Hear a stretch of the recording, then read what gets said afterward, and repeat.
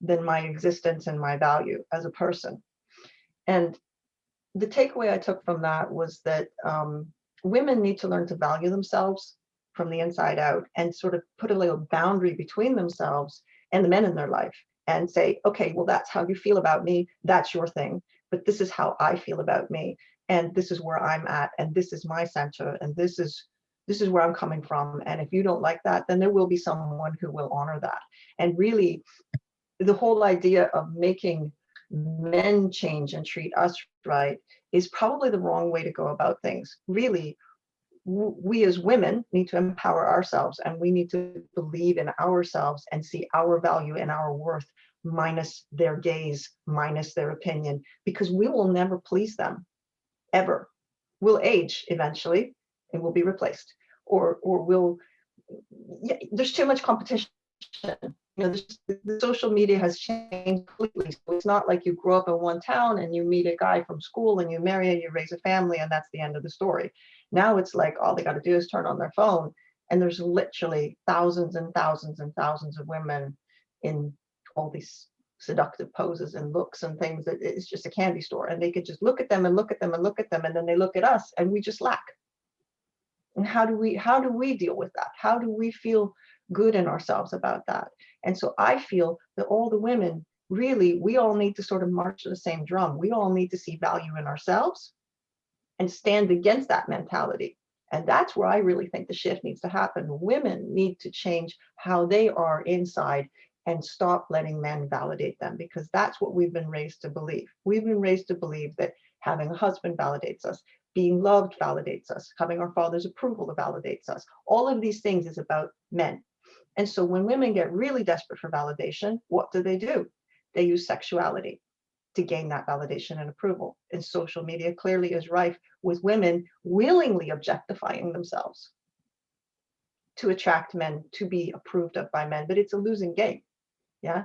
So in a way, we're a product of the patriarchal system, but also in a way, we're a slave to our evolutionary drive, because, women were kind of made to be with men, and it's the whole point, to raise a family and have a husband. And so we're sort of in a state of conflict, and social media has completely lifted everything up into our awareness in a very brutal and vulgar way. And how do we handle that? And this is why I'm so excited to be a part of this webinar today, because I have strong views about this. I made a post recently on my Instagram about just that, and I lost followers over it because people were offended that I really raised the issue that men who are married are looking, or in relationships, are looking in social media at scantily clad women. They're liking them, sometimes right in front of us, and we look at what they're looking at. So I had this conversation with my best friend yesterday, and she said, why do the guys we're with look at what we're not? So like, I'm very, very slender. I'm very slender. I don't have great body, classic, what is popular on Instagram now. And so if I was with someone, I'm single, but if I was with someone and I saw him looking at women with very large breasts and very large bottoms, and they were with me, I would be wondering, why are they with me? If that's what they're looking at and liking, then I'm going to feel bad. I'm going to walk away and I'm going to feel bad about myself. I'm going to say, oh, why is he with me if that's what he likes? And this is what social media has raised in our awareness. It's like, maybe they were doing that before, we couldn't see it, but now it's like right there. We can look at their Instagram account, we can look at who they're following, and we can be shocked. We can be like, what? So it's quite an ugly thing. And the problem is we can be upset about it, but what about all the women that are doing it? There's a woman on Instagram called Lady Flower Cookies or Butterfly Cookies or something like this, and she has like 500,000 followers. 500,000. I mean, there's actors and actresses that don't even have that many. Proper Academy Award-winning actors and actresses, they don't have that many followers. And so she's got, and every picture is just her in her house or flat or whatever, in lingerie, in soft porn poses to be seductive. And like, it's just crazy, 50,000 likes within minutes, And it's just, I sit there and I think, okay, you're very happy with yourself and you're very happy with what you're doing, but you're not helping women with Exactly. this. And so Yeah. this is why I say there needs to be a sisterhood. All women need to band together. If we want to, get guys to like respect us for who we are and love us as we are, that the women need to stop being so obliging, in their desperate need for validation, because that's all it's really about. It's, I'm only breasts and bottom and legs and high heel shoes, and I get liked for that. So therefore I'm valid. No, sweetheart, you need therapy. That's what you need. You need help, because that's not what makes a woman be loved or valued. That's what makes us of less value. So that kind of, it winds me up a little bit, and the post I put up, it was quite provocative, and I was a little nervous putting it up because it's not my style, but it really drove a point home, and it did bring some opinions out that were interesting. And in fact, some of the men that follow me said to me they wished women would stop doing that online. They wish women would respect themselves more, and that they Yeah. want to know women for who they are, and that they don't just, it just all stops at the appearance. So there's kind of a call to action there that's, you know, if we listen to it, I think we could change the paradigm, but we need to be united in that. And so that's where I'm coming from on this. So yeah. I thoroughly agree with what all you have said, because nowadays it's nothing else rather than objectification. Even though women, they say in front that yes, we shouldn't be objectified, but some or the other way they want validation. Validation. It is true. It is something undeniable fact that we are seeing every now and then. Every Mm-hmm, other mm-hmm. Instagram post like usually depicts the same. As you were talking about the same, even I have seen it. So this is something very true. And so I want to know about your opinion. Like, what do you think objectification is all about? And like, how can a woman like rather appreciate her own self more and look for less validation? So, Right. what's your call to? It's a great question. First of all, how can a woman achieve validation without that side of things? I think the very first step is to distance oneself from the need to be desired as a sexual object, which is a little difficult because I think it's in our biology.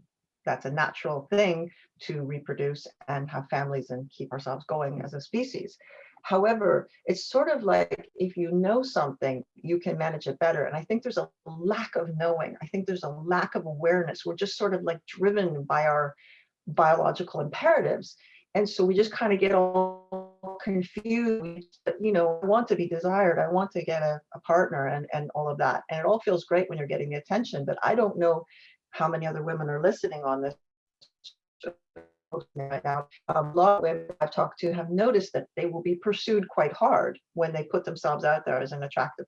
And then the man loses the interest very rapidly in them because there's really no content behind the visual, and that is so replaceable because it's literally there's thousands of women out there doing the same thing. So as soon as they start to get bored of that, move on to the next one and the next one and the next one, and they may even go more hardcore. They may look for more deeper, more pornographic appearances. I've seen girls that I know who were very good photographers, okay, and they started just doing like self portraits of themselves that were really beautiful and classy, and as their Instagram progressed, they got more and more and more pornographic. It was almost as if they were driven for these likes so hard that they had to keep raising the stakes and raising the stakes until they got to the point where they just stopped posting because they went so far they couldn't really go any farther without going fully porn.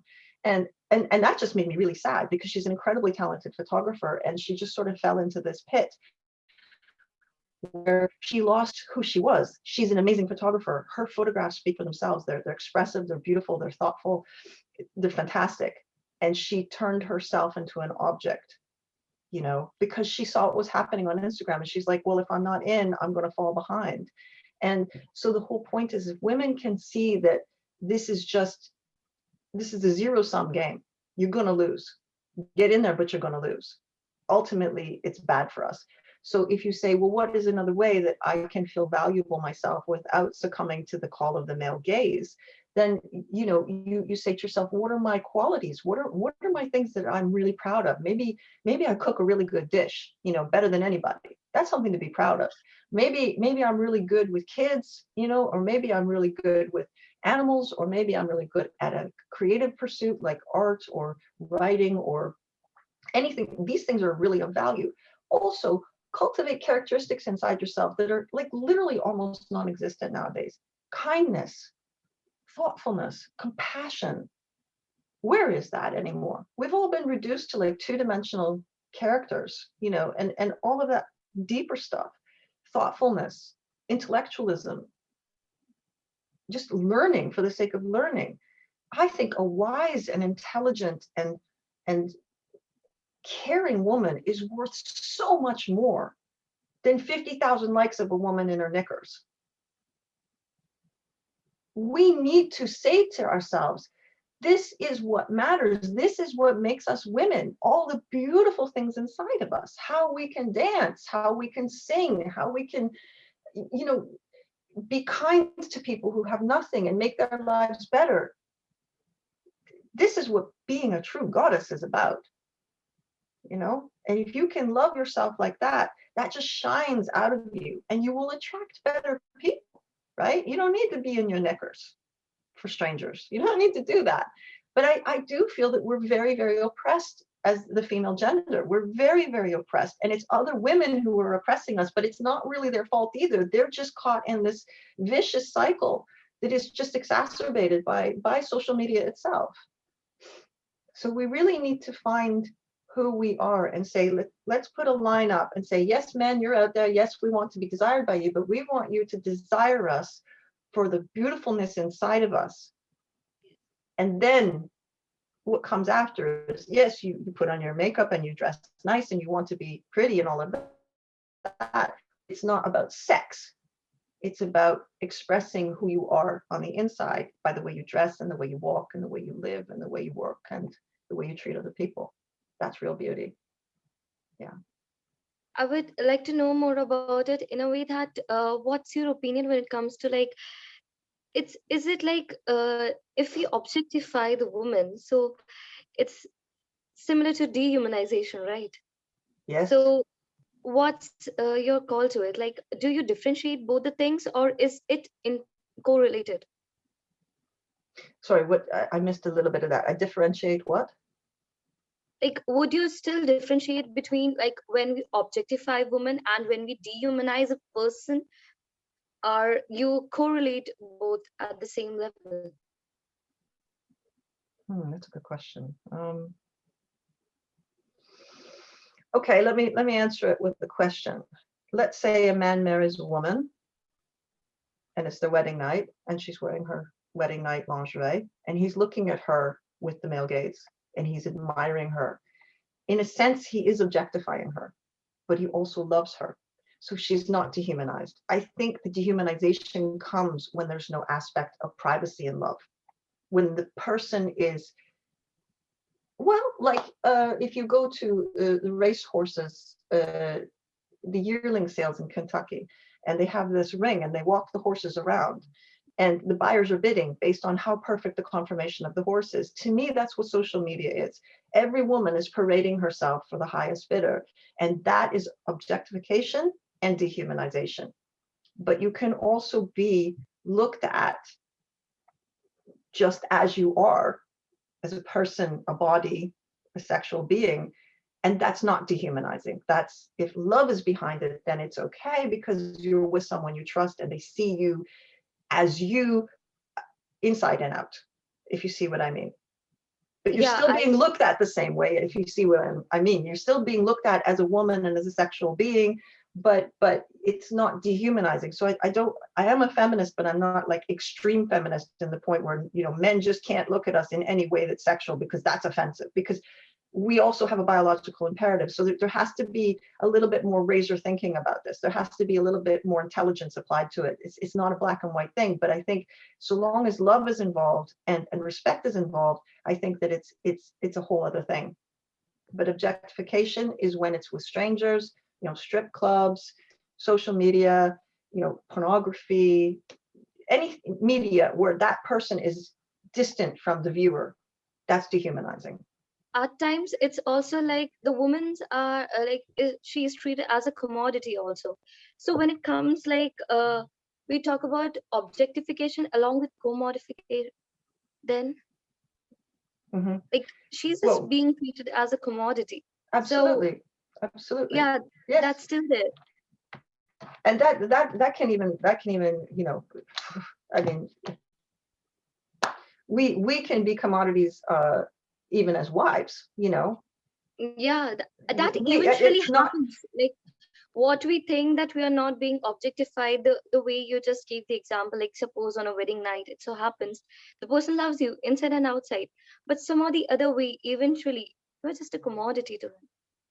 Yes, women are commoditized, and in fact, they are commoditizing themselves to get sponsorships so that they can wear more lingerie and be paid to wear it and like have this influencer lifestyle. So they're literally commoditizing themselves as objects to earn money from their body.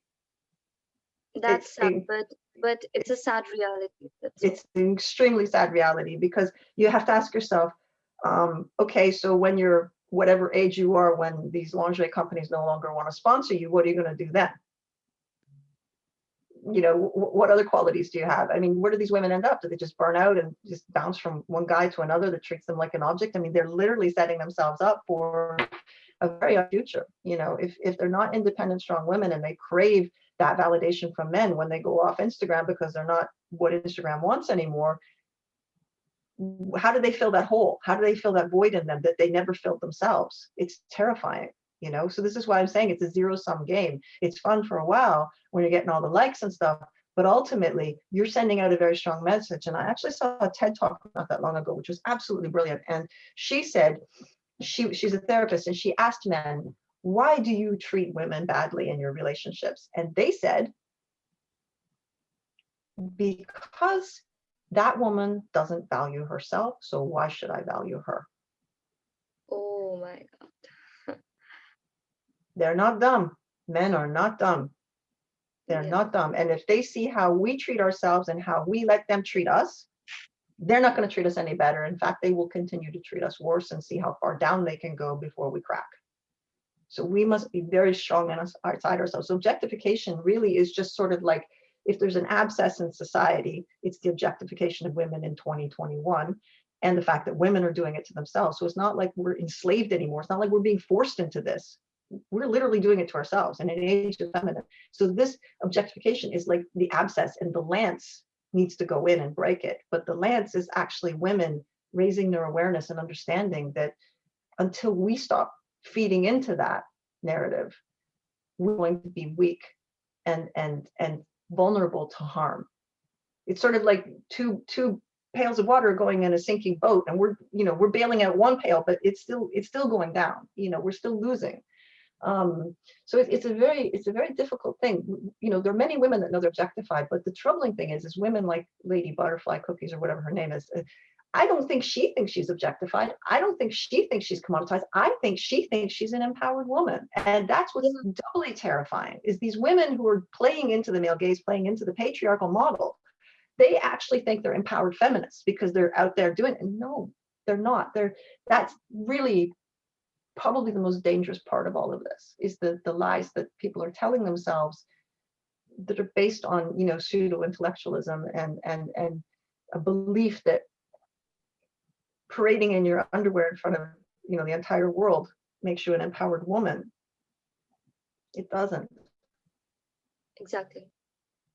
So, like, it just related to the social media industry, wherein objectification is like rather increased day by day, or probably there are many more channels we see, like these activities are like continued, and rather in a much more prevalent manner.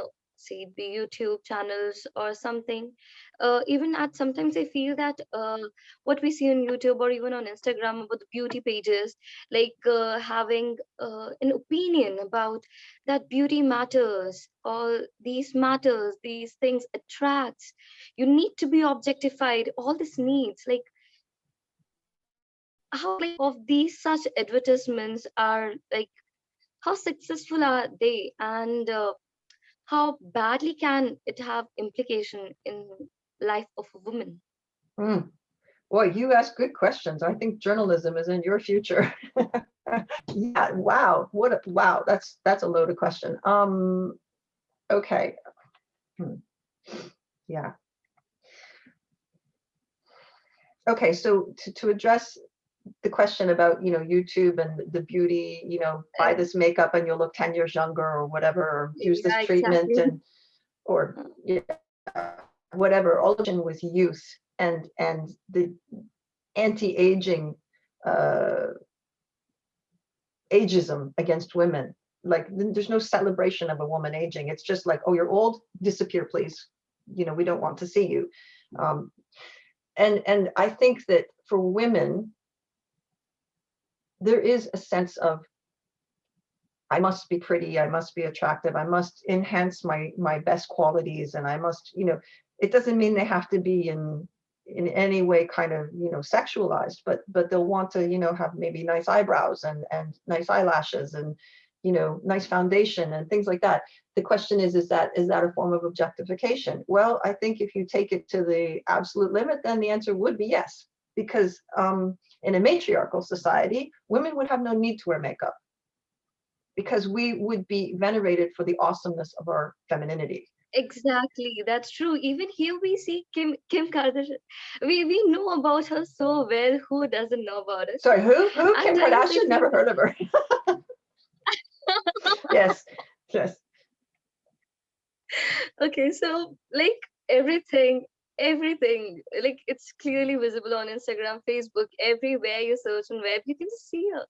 But don't you think that the young girls who are just developing, they're in adolescent age, they are like actually getting at a wrong path because of it? Like they actually think that yes, we need to look beautiful, Right. utilized rather than like all these proverbs has been just remained as a bookish stone only, that beauty lies in the eyes of the beholder, etc., etc. All that Hmm. glitters is not gold, and this goes on simply like for namesake. And the Yeah. influence what the young generation is getting, especially the young girls, it Hmm. does matter a lot because that's how they look for themselves in the future. Well, what's really terrifying for me, I mean, I'm 49. Um, what's terrifying for me is I grew up in a world that was before the internet, really old school. We had phones that were attached to the wall and it had a cable and you had to run to the phone to answer it before it stopped ringing. And, there was none of this. So I've seen a world before and I see the world now. And I look at young girls now and see that they only know this. And they're so influenced by, what they see. And I try to imagine when I was a child, how it would have affected me to see things like, Kim Kardashian. And if you look, I mean, I get a little curious and I see things like how Kim Kardashian looked before she had all her work done. Yeah, And she's a totally transformed person. And I don't think in a particularly good way, but for some reason, that look is now the beauty ideal that every woman exactly. Because the generally woman is who's forgetting, influenced. yeah, her own self, her own beauty. She is more like, okay, this would make me more prettier. Mhm. I am not enough. Right. This very feeling that I am not No, no, is where she you get does not feel like downtrodden. she's enough. But the problem is that people look at her, they see the money, they see the success, they see the person she's married to, they see the videos of their lifestyle. They look at this stuff and they think, very simply, they think, if I look like this, I will get all of this. And they don't realize that she's just like a void. And cosmetic surgery is very painful. It's painful to have, it's painful to recover from. It is really not a picnic. And I mean, I know people that have had, liposuction done on their backsides, and they literally couldn't sit down for like 6 weeks. They had to lay on their side, they had to stand all the time, and they said they would never do it again. And I'm like, why did you do it? Well, because I wanted men to approve of me. So we're cutting ourselves, we're distorting ourselves, we're spending insane amounts of time and money to turn ourselves into something that isn't even natural looking. I mean, if you look at Cardi B, I mean, she looks like, sorry, but she looks like a cartoon character now. I mean, she's really quite terrifying to look at. Like I'm not saying anything bad against her as a Yeah, person, yeah. but I feel like there are men in her life that are saying, you need to do this and then you'll sell more records. So she's like, yeah, okay, let's do it. Let's do it. Let's do it. But then the young girls are looking at her and saying, well, look how successful she is. You know, I would like to live in a world where success was defined by women of science and women of math and women of chemistry and engineering, you know, changing the world and Politics, tackling yeah. politics, climate change, you know. Yeah, exactly. Vice President of the States, you know, this is amazing. Right. Wherein we have women like Kamala Harris. So the objectification of women still existing. So like, how do you take it on this international forefront, like in this present time? So wherein women like Kamala Harris still exist, how they see the work, and then there are women like Kim Kardashian, Cardi B, and like how like what I personally feel that we are the ones to choose for our own selves whom we take it as a role model.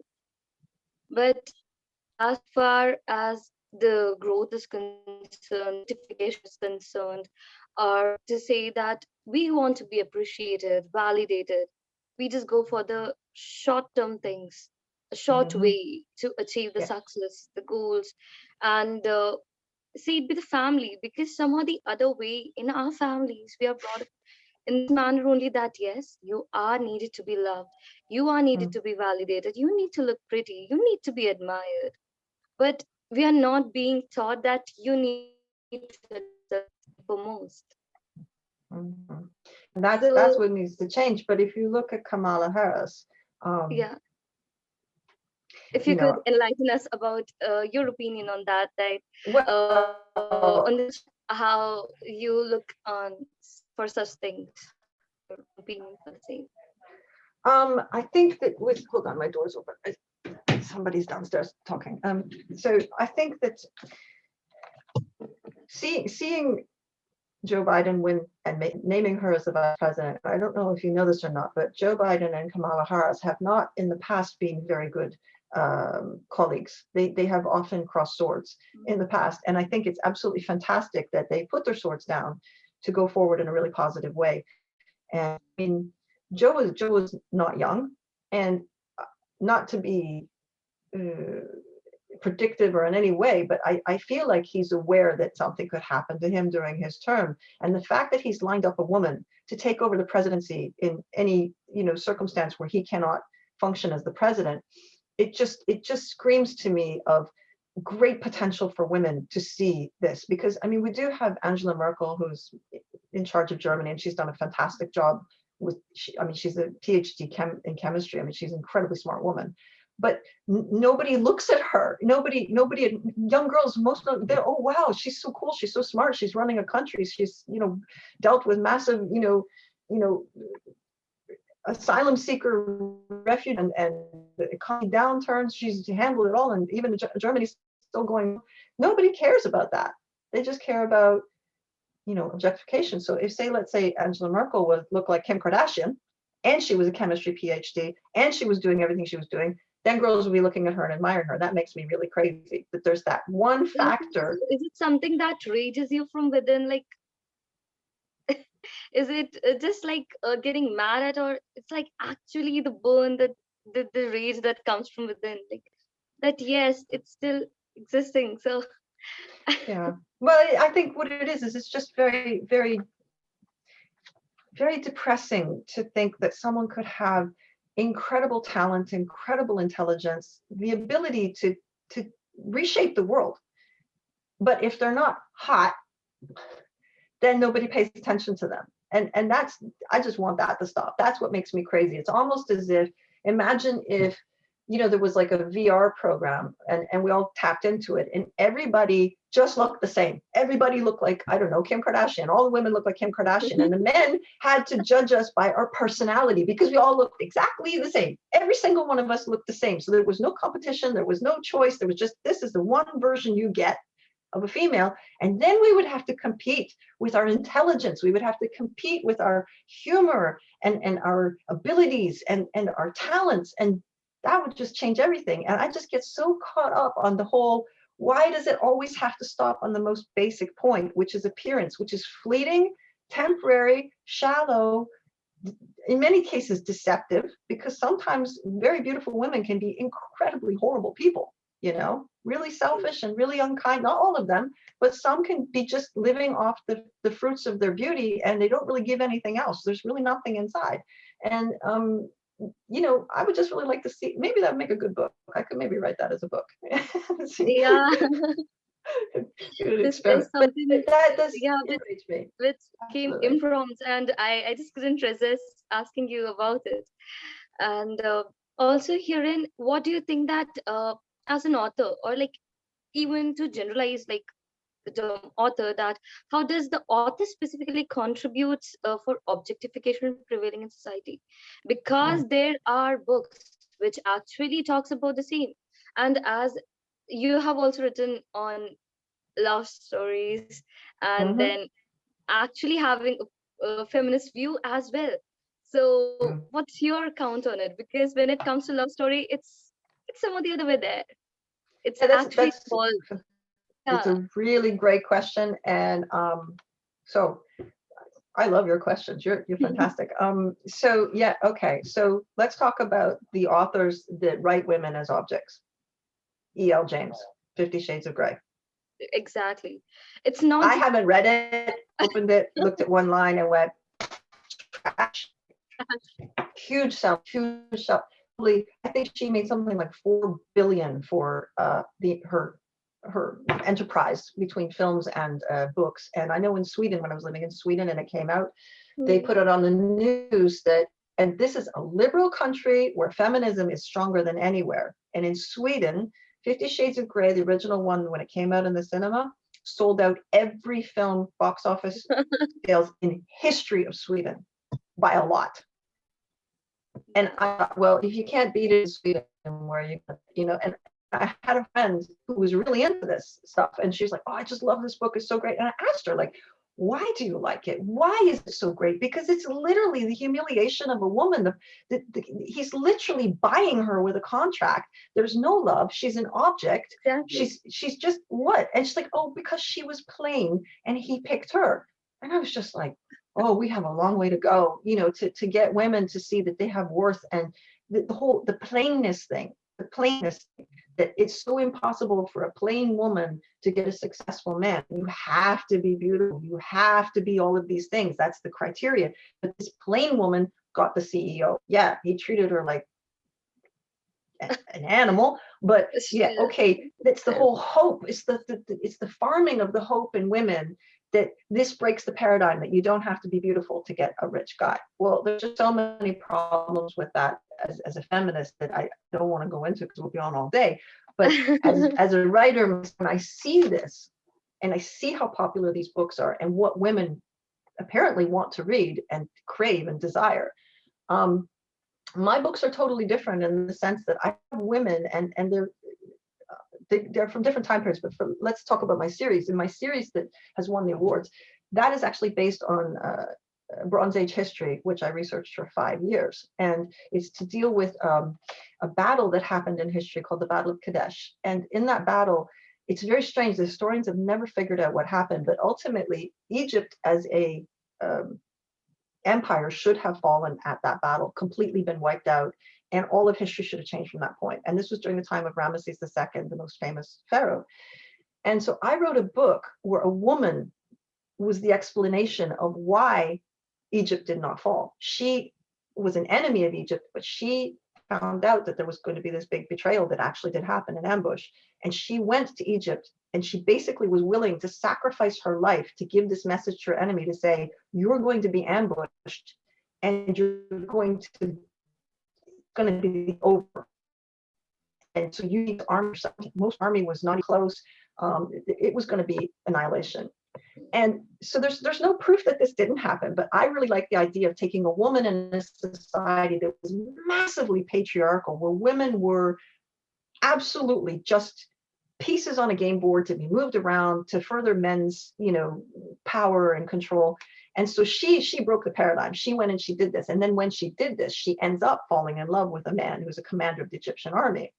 And so they obviously can't be together because the pharaoh has decided he wants her. So there's this whole love story that develops out of this. It's actually a really great book. It's this called The seems like Lost Valor of Love. E.A. Carter. Feel free to get it. But it's a fantastic book. And then it's a series that goes on. I And really like the story. This brief is so awesome. you Okay, have read so the story. You have read no, it. I'm so sorry that I haven't, but It's I okay. You will. can read it. You can read it later. But my I'll characters, my make sure to women, read it. you read it, please. Everybody read it, please. It's a great book. It really is. But make sure you have a love nearby, and you don't much sleep because say when you start reading it, you can't stop till it's Uh, done. So, but with Also, my characters, they're very much independent women who question the societal paradigm of the patriarchy, and they stand firm in themselves. Yes, they're attractive. And one of my characters in there is exceptionally attractive. Like her attractiveness is actually a problem for her because it makes her life much worse in many ways. So we address that, and she becomes embroiled in a very, very difficult marriage that breaks her heart. And I really do kind of look at all the angles of how women are controlled and objectified, how they rise up out of that. And they ultimately, the series is the end of the patriarchy and the rising of the yeah, matriarchy in if a kind of mythical way. if you look back, like we have like famous poets, authors like Andrew, John Donne, wherein like we see the very famous poem, The Flea. I think I don't have a snippet of Oh, it, otherwise I would have shown you. It's actually like all the old order, it's like objectification of women in metaphysical poetries, wherein the women are objectified as mm-hmm, bed, chair, mm, as any damn object you can imagine. yeah, And then to suppress it, they compare it to flour. Okay. And then there the woman loses it. mm, That's actually, and then we have poets now like Rupi Kaur. We also see. yes. So, what's your opinion about it? Like, since the time it has changed, like from that very opinion to this very opinion, that women also think that yes, they are independent, they are beautiful within, but some or the other way, objectification when it tries to take over them. So, like, do you have any suggestion regarding it? Like, does the woman get in person influenced with all these kind of poems or any of such things, and then thinks of more validation, or she thinks that she is not worth it? Like, how does these things affect us, or what's your personalized view that if she gets on with the metaphysical poetries, as I said, like to be objectified as a table or something, does the woman, in your opinion, does they feel grateful about it, that yes, oh, I'm being compared to this, I'm being objectified? Okay, that's great. What, what's your opinion? Because that's also there. Like maybe some may have such point of view that yes, we are any damn object. We are so pretty. We're so beautiful. We can be anything or we want to. So to call about it, how you think of this very opinion in your mind? I actually haven't thought about that before now.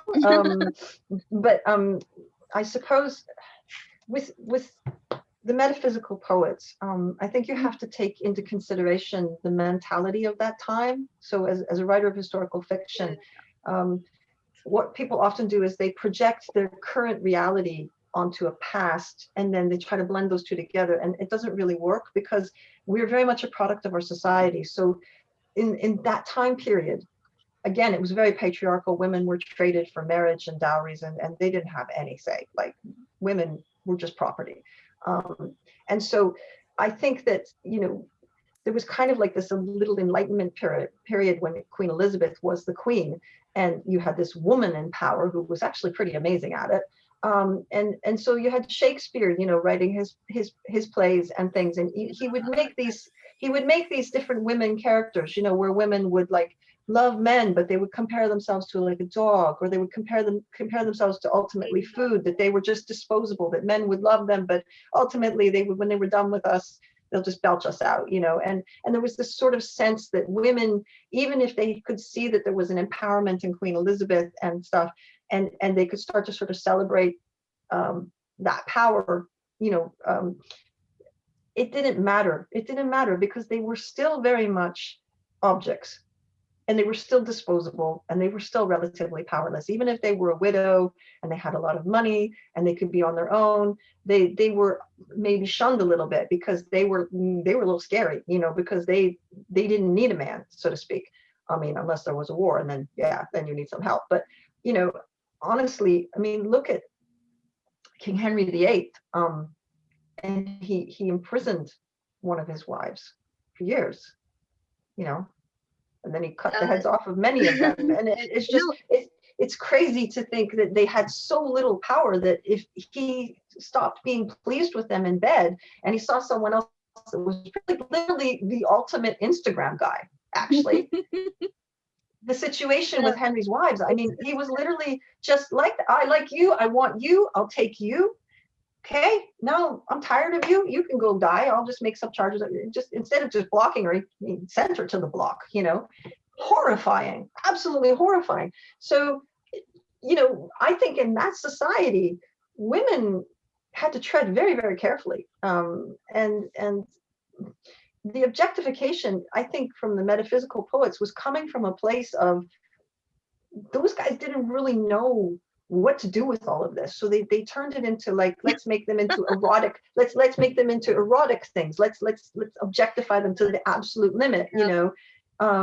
But you can take it further into the 1700s when you had Marquis de Sade, his writings, which was pretty sick stuff. And I think it's a continuum of patriarchal thinking, and now it's like we're kind of like at the end of the patriarchal continuum, and it's starting to show. I would like to point here, as you said, it's the end, but I would say that nowadays, there are actually advertisements which specifically features a female model, so pretty as supposed to be face wash. The fruits, they're in a fruit face wash, suppose. Okay, just supposing it, and then basically a product featured along with the model. Okay, so don't you think this over sexualization of the things or the products just to sell them? So it doesn't does it in your opinion, does it seem to be the objectification, or just name it endorsement and that's just completely fine, or it isn't sexualization but nearly just the objectification because you want it, you agree to it?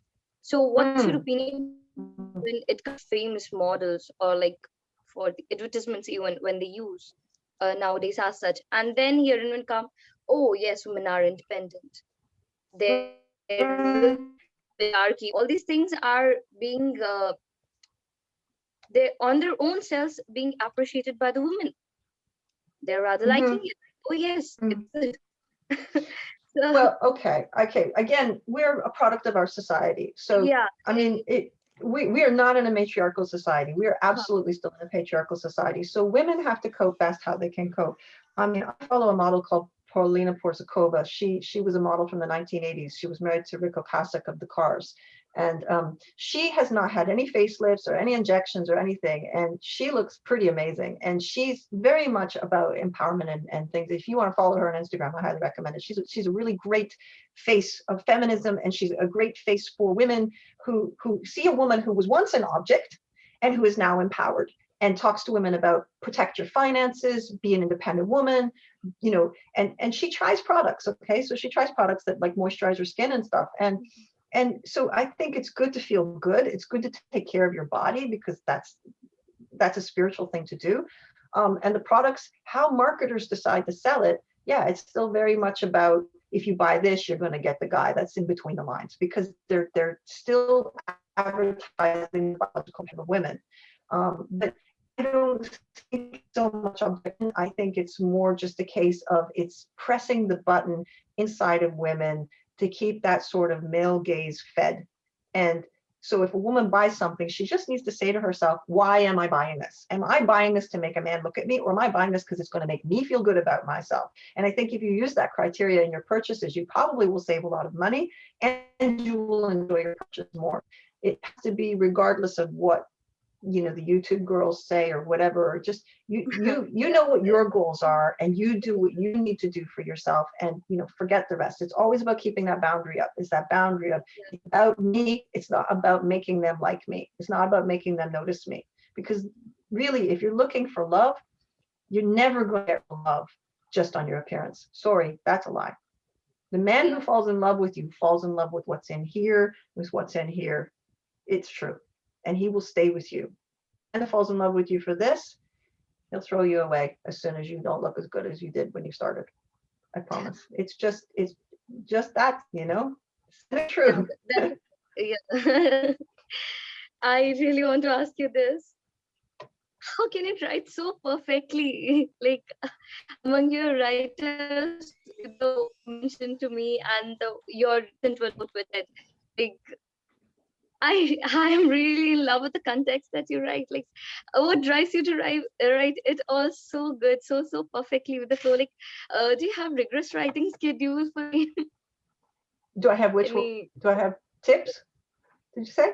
yeah, like, or is there any specific schedule that you follow for the same, or like it's impromptu that you decide and you just write it on? Like, how does you do? Okay, I hope I understand the question correctly. You want me to tell you Yeah, how I just said that what actually drives you to write so perfectly? Okay. Well, Yeah, because your last published this of the 14th of 2021, it's really a nice description. The one you just talked about, it's also really very nice. So do you have a rigorous schedule that you follow, or like how yeah. do you make it so perfect? Okay, well, first of all, I don't do it alone. I have an editor who I work with, who does structural edits with me. So I plan I have an idea for a story, and then I have what I call a beat sheet, which is an outline I made up in an Excel spreadsheet. So I write out all the scenes and chapters, and I kind of plan out the story in advance to make sure that you have like a pace and tension growing, because that's very, very important. And so there's different beats. I won't go into it now, but it's just like when you watch a movie, you sort of have the building of the tension, you have some conflict, and you have some more conflict, then you have the climax, then you have the denouement.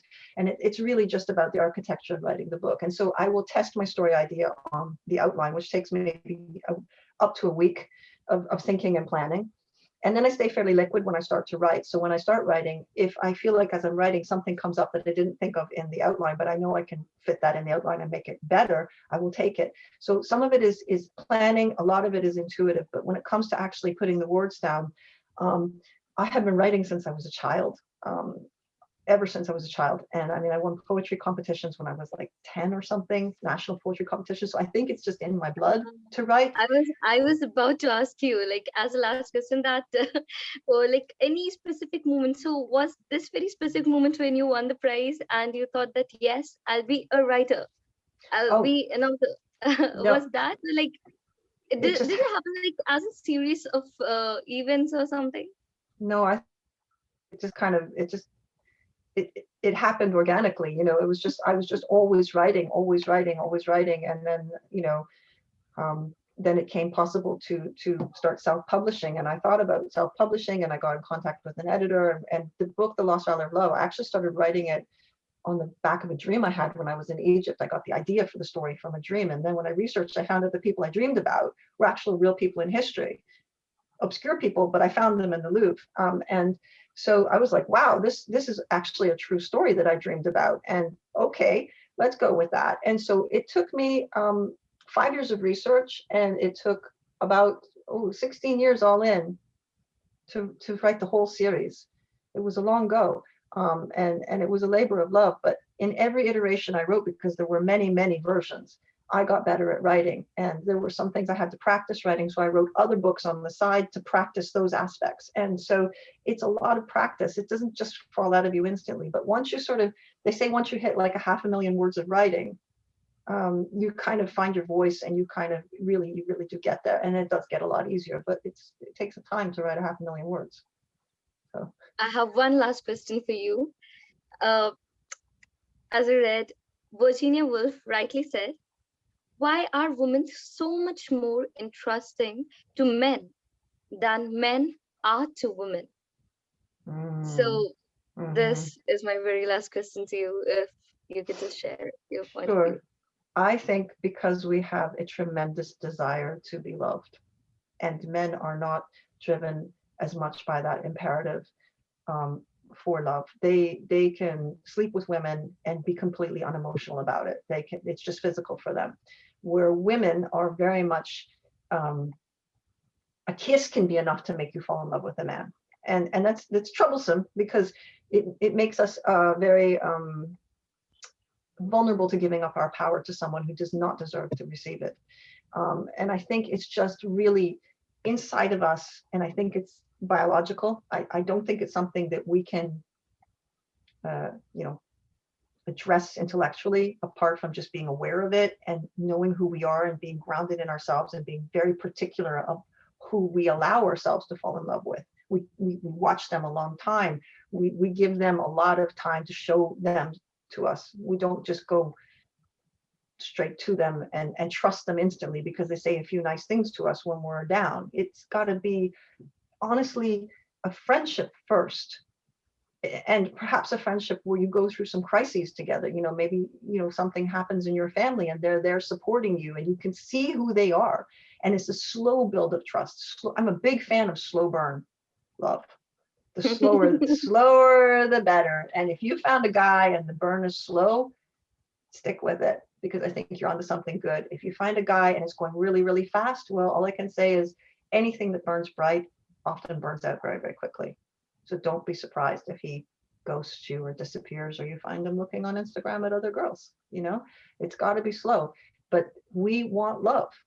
We want love. But I think the best way to approach it is to say, okay, we can get love, but we don't need it all at once. We can just get it slowly. Let's build a friendship. Let's build our trust slowly, and it's a beautiful thing if you can do that. But it is fighting against your instincts. It truly is.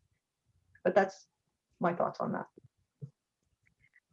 It was really, really, really nice talking to you. I can't express it in each and every question how beautifully you expressed yourself. Thank you. I've absolutely And enjoyed it. You're a fantastic interviewer. Wonderful time. it was actually maybe the very topic it ignited me, and the very fact that I'll be interviewing you, this very fact, because I just read two things about yourself. Like, I didn't have much content to, just being honest with it, but now I'm like, I'm gonna be a fan once I read Ah, very work, because it influences me like from within. This is what women want. This mhm. is what every woman, every girl should want. Yes, yes. Not like, okay, do like me for this, do like me for that. No, we want to be loved, We but want to be not loved. in a way it has to be objectified. Hmm. And in each and every aspect, how you explained it so beautifully. I'm grateful. Thank Here's you. Thank you so here's much. to know that women must appreciate. What I take it from this is we need to love ourselves the Yes, most, appreciate ourselves the most. That's all. That's all what is. absolutely. Mm. Thank you so much. I You're really so thank you for welcome. this today. I would like to call my professor, the Professor Rajesh Kumar Dev, to give the final word of thanks. Thank you, Andrina. Hello. Am I Yes, audible? sir. Am I Yes, sir. audible? You're Okay. Thank you. Thank you so much. Thank you so much. Now, first of all, I want to thank my management committee, Shri Rajiv Kumar Gupta, President, IMS Noida, Honorable CMD, Ms. Shilpi Gupta, Honorable Senior Director, Dr. Kulneet Suri Ma'am, Honorable Dean Academics, Dr. Manju Gupta, Honorable Dean Law, IMS Law College, Professor Dr. K.S. Bhatti, and lastly, to Ma'am Elizabeth N. Carter, who has explained the topic very beautifully. The topic is very interesting. The topic which is for the society and which is the need of the society in the present scenario, objectification of women in the media or social media. So whatsoever has been spoken, and I have tallied the material which was given by Professor Dr. K.S. Bhatti. He has explained the topic very beautifully.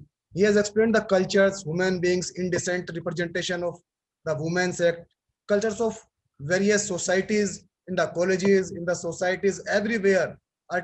Everywhere there is objectification of the woman. Everybody is commercialized. Everybody is taking the benefit of the body of the woman. Nobody is going to respect the woman. Nobody is ready. Even the industries, even the companies, they are just objectifying and they are showing the body of the woman in the advertisements. Basically, entire things is in the media. Social media is for the commercialization. They are showing.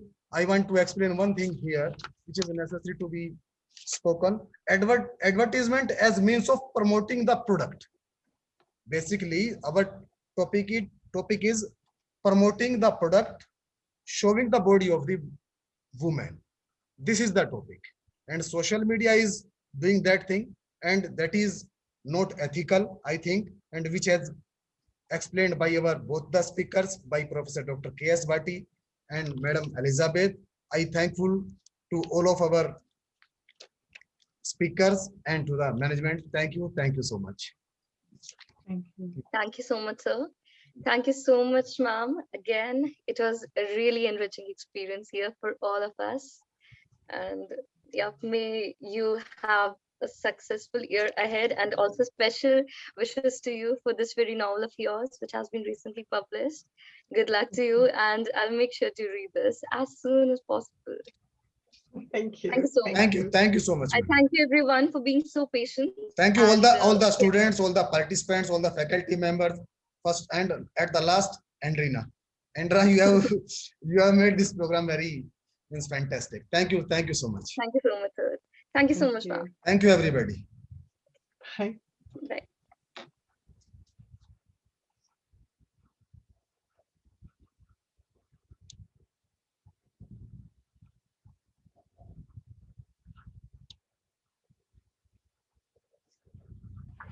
So, please end up the meeting. हाँ मैं देख रहा हूँ, and कर रहा हूँ इसको. Okay, sir. And कर दिया मैंने इसको.